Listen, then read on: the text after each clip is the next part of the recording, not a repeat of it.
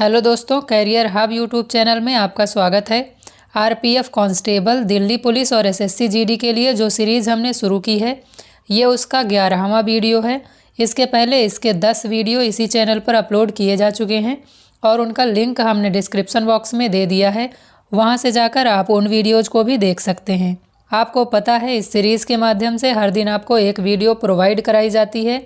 हर video में हम लगभग 20 से 25 प्रश्नों को देखते हैं और जिन टॉपिक्स से प्रश्न बार बार पूछे जाते हैं या जो बहुत इंपॉर्टेंट टॉपिक हैं, उनको हम डिटेल में भी कवर करते हैं। इसके अलावा इस सीरीज़ के माध्यम से आपको जितने भी प्रश्न करवाए जा रहे हैं, वह सभी आपके एग्ज़ाम पॉइंट ऑफ व्यू से बहुत इंपॉर्टेंट प्रश्न हैं और ये सारे प्रश्न रेलवे और एसएससी के एग्ज़ाम्स में प्रीवियस ईयर्स में पूछे जा चुके हैं। इसके अलावा 2024 में रेलवे और एसएससी के द्वारा जितने भी एग्ज़ाम कंडक्ट करवाए गए हैं, उन सभी में भी ये प्रश्न पूछे गए हैं, यानी उन सभी में पूछे गए प्रश्नों को भी इस सीरीज़ में हमने शामिल किया है। तो अगर आप इस सीरीज़ को फॉलो कर लेते हैं तो आप जीएस में निश्चित तौर पर एक अच्छा स्कोर कर पाएंगे और सिलेक्शन ले पाएंगे, क्योंकि इन सभी एग्ज़ाम में जीएस का वेटेज काफ़ी अच्छा है। हमारी हर वीडियो का नोटिफिकेशन आपको मिलता रहे, इसके लिए हमारे चैनल को सब्सक्राइब कर लीजिएगा और साथ ही बेल आइकन को भी ज़रूर दबा लीजिएगा। इसके अलावा वीडियो अगर आपको पसंद आए तो वीडियो को लाइक कर दीजिएगा और अपने ज़्यादा से ज़्यादा दोस्तों के साथ इसे शेयर कर दीजिएगा। तो बिना किसी देरी के चलिए शुरू करते हैं आज की वीडियो। पहला प्रश्न है, ब्राह्मणों पर जजिया लगाने वाला सुल्तान कौन था? तो ब्राह्मणों पर जजिया लगाने वाला सुल्तान था फिरोज़ तुगलक, इसलिए इस प्रश्न का सही उत्तर है ऑप्शन नंबर 2। इसके अलावा जजिया लगाने वाला पहला शासक मोहम्मद बिन कासिम था और इसने सिंध नामक प्रांत में सबसे पहले जजिया कर लगाया था। जजिया गैर मुस्लिमों पर लगाया जाने वाला एक कर है, आपको ये बात पता होगी। फिर ब्राह्मणों पर जजिया लगाया था सबसे पहले फिरोज़ तुगलक नाम के शासक ने। पहली बार जजिया हटाया था अकबर ने 1564 में। ये बात भी आपको याद रखनी है, क्योंकि यहाँ से भी प्रश्न पूछा जाता है कि अकबर ने किस वर्ष में जजिया कर को हटाया था। तो 1564 में अकबर ने जजिया कर को हटाया था। इसके बाद फिर से औरंगजेब ने जजिया वापस गैर मुस्लिमों पर या हिंदुओं पर लगा दिया था। हमेशा के लिए समाप्त किया गया था मोहम्मद शाह रंगीला के समय में। ये बात भी आपको याद रखनी है।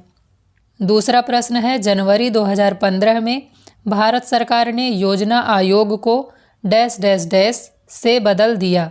तो आपको बताना है कि योजना आयोग का नाम बदल करके जनवरी 2015 के बाद क्या कर दिया गया था।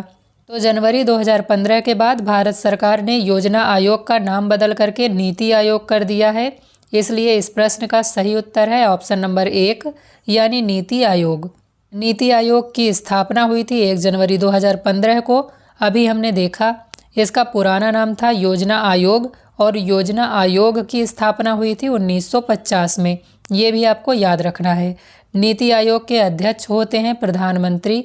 नीति आयोग के उपाध्यक्ष इस समय सुमन बेरी हैं।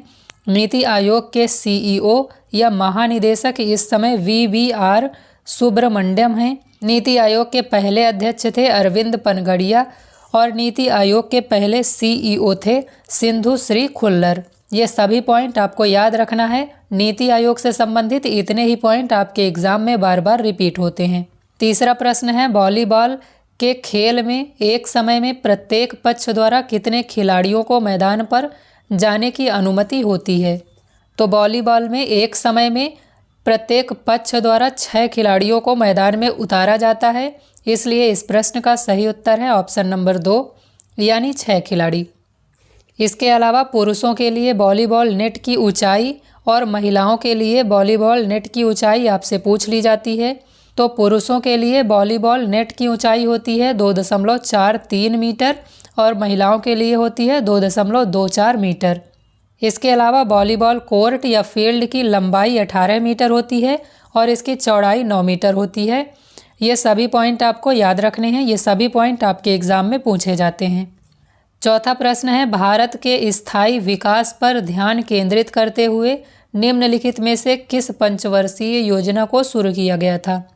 तो स्थायी विकास पर ध्यान केंद्रित करते हुए इनमें से 12वीं पंचवर्षीय योजना को शुरू किया गया था, इसलिए इस प्रश्न का सही उत्तर है ऑप्शन नंबर 4। और इस पंचवर्षीय योजना की अवधि थी 2012 से लेकर 2017 तक। इसके अलावा ये आखिरी पंचवर्षीय योजना थी, ये बातें भी आपको याद रखनी है। 5वां प्रश्न है, ब्रिक्स बैंक का मुख्यालय कहाँ स्थित है? तो ब्रिक्स बैंक या न्यू डेवलपमेंट बैंक यानी NDB का मुख्यालय संघाई चीन में स्थित है, इसलिए इस प्रश्न का सही उत्तर है ऑप्शन नंबर 1। ब्रिक्स बैंक की स्थापना हुई थी 2014 में और इसे 2015 से खोला गया था। ब्रिक्स बैंक का मुख्यालय है संघाई चीन में। ब्रिक्स बैंक के पहले अध्यक्ष KV कामत थे, ये आपको याद रखना है। इसका अन्य नाम है न्यू डेवलपमेंट बैंक यानी NDB। ये सभी पॉइंट आपको याद रखने हैं क्योंकि ये बार बार परीक्षाओं में पूछे जाते हैं और बहुत इंपॉर्टेंट ये सारे पॉइंट हैं। जो भी आपको डिटेल में लिखवाए जा रहे हैं उन सभी को आपको अच्छी तरीके से याद कर लेना है। अगला प्रश्न है, हिंद स्वराज पुस्तक को किसके द्वारा लिखा गया था? तो हिंद स्वराज पुस्तक आप सबको पता है महात्मा गांधी की पुस्तक है, इसलिए इस प्रश्न का सही उत्तर है ऑप्शन नंबर 3। इसके अलावा बाल गंगाधर तिलक ने केसरी और मराठा नाम के 2 समाचार पत्र निकाले थे। केसरी मराठी भाषा का समाचार पत्र था और मराठा अंग्रेजी भाषा का समाचार पत्र था। ये पॉइंट आपको पता होने चाहिए।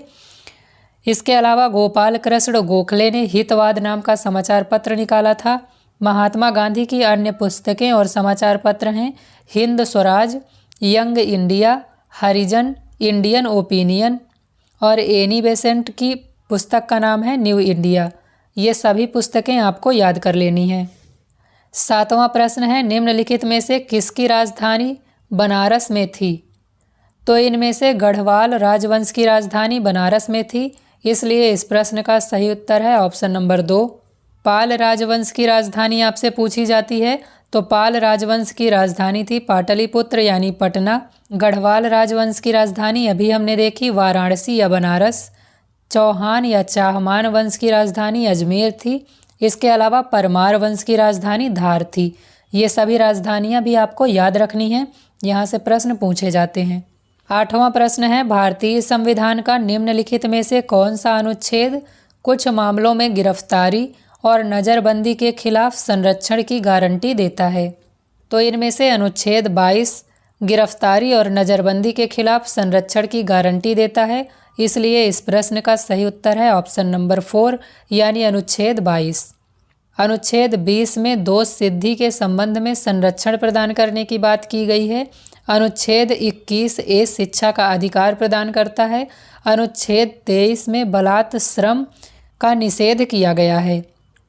यहाँ पर इन्हीं पॉइंट्स को लिख दिया गया है।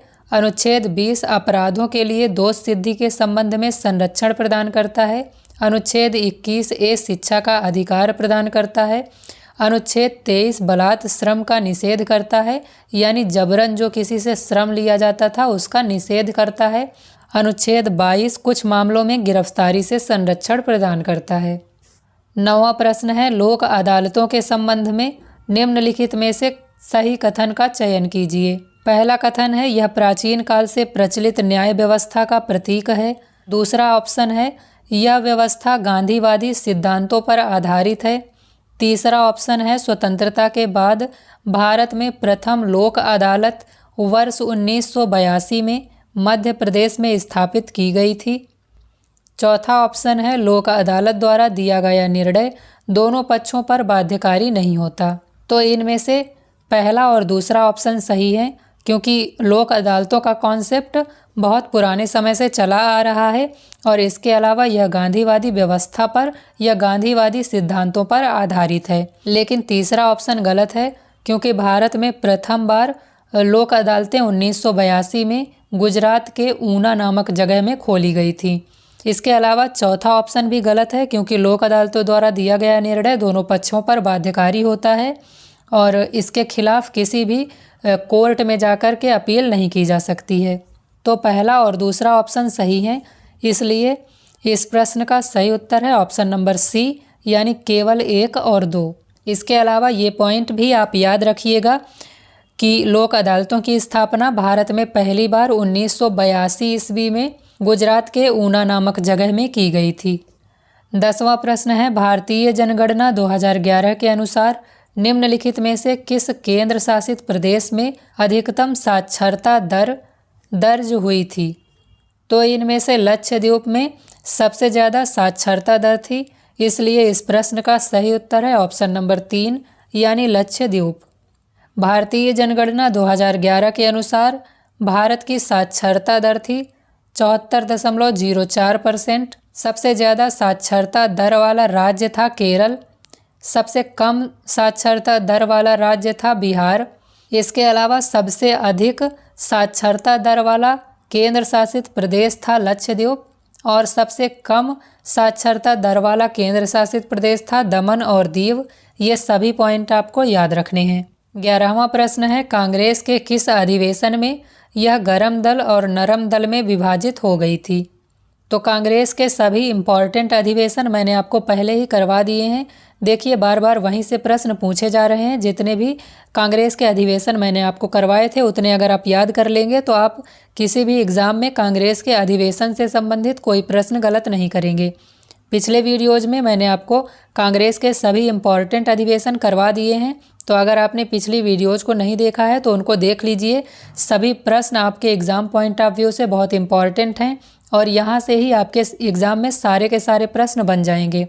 तो इस प्रश्न का सही उत्तर है ऑप्शन नंबर 4 यानी सूरत। तो अगर आपने पुराने वीडियोज़ को नहीं देखा है वहाँ से देख लीजिए एक बार। मैंने बहुत सारी चीज़ें आपको डिटेल में करवा रखी हैं जहाँ से इम्पॉर्टेंट प्रश्न आपके एग्ज़ाम में बनते हैं। कांग्रेस के प्रमुख अधिवेशन यहाँ पर एक बार फिर से देख लीजिए। 1885 में मुंबई का अधिवेशन हुआ था और 1885 में कांग्रेस का पहला अधिवेशन हुआ था। कांग्रेस की स्थापना हुई थी, इसकी अध्यक्षता की थी WC बनर्जी ने। यह कांग्रेस का पहला अधिवेशन था। 1886 में कलकत्ता में कांग्रेस का अधिवेशन हुआ था, इसकी अध्यक्षता की थी दादा भाई नौरोजी ने। 1887 में तीसरा कांग्रेस का अधिवेशन हुआ था जिसकी अध्यक्षता की थी बदरुद्दीन तैयब जी ने और यह मद्रास में हुआ था। बदरुद्दीन तैयब जी पहले कांग्रेस के मुस्लिम अध्यक्ष थे, इसलिए यह इम्पॉर्टेंट है, आपको याद रखना है। 1888 में इलाहाबाद में कांग्रेस का अधिवेशन हुआ था और इसकी अध्यक्षता की थी जॉर्ज यूले ने और ये कांग्रेस के पहले अंग्रेज अध्यक्ष थे। 1907 में सूरत में रास बिहारी घोष ने इसकी अध्यक्षता की थी और इसमें कांग्रेस का विभाजन हुआ था। 1916 में लखनऊ में अधिवेशन हुआ था और इसकी अध्यक्षता की थी अंबिका चरण मजूमदार ने और इसमें कांग्रेस का विलय हुआ था। 1917 में कलकत्ता में कांग्रेस का अधिवेशन हुआ था जिसकी अध्यक्षता की थी एनी बेसेंट ने और यह कांग्रेस की पहली महिला अध्यक्ष थीं। 1924 में बेलगांव में कांग्रेस का अधिवेशन हुआ था, इसकी अध्यक्षता की थी महात्मा गांधी ने। महात्मा गांधी अध्यक्ष बने थे, इसलिए यह इम्पॉर्टेंट है, आपको इसे भी याद रखना है। 1925 का कांग्रेस अधिवेशन कानपुर में हुआ था और इसकी अध्यक्षता की थी सरोजनी नायडू ने। सरोजनी नायडू पहली भारतीय महिला थी जो कांग्रेस की अध्यक्ष बनी थी, इसलिए ये भी इम्पॉर्टेंट है, आपको याद रखना है। इसके अलावा कांग्रेस के जितने भी प्रमुख अधिवेशन थे मैंने आपको पहले करवा दिए हैं, वहां से जाकर आप देख लीजिए। 12वां प्रश्न है, राष्ट्रपति पर महाभियोग की प्रक्रिया किस देश के संविधान से ली गई है? तो राष्ट्रपति पर महाभियोग की प्रक्रिया अमेरिका के संविधान से ली गई है, इसलिए इस प्रश्न का सही उत्तर है ऑप्शन नंबर 1। इसके अलावा ब्रिटेन से संसदीय व्यवस्था और एकल नागरिकता को लिया गया है, आयरलैंड से नीति निर्देशक तत्वों को लिया गया है और ऑस्ट्रेलिया से समवर्ती सूची को लिया गया है। ये सभी पॉइंट भी आपको याद रखने हैं। 13वां प्रश्न है, पंचायतों की संरचना द्विस्तरीय हो जिसमें प्रथम स्तर पर मंडल तथा द्वितीय स्तर पर जिला परिषद हो, यह सुझाव किस समिति ने दिया था?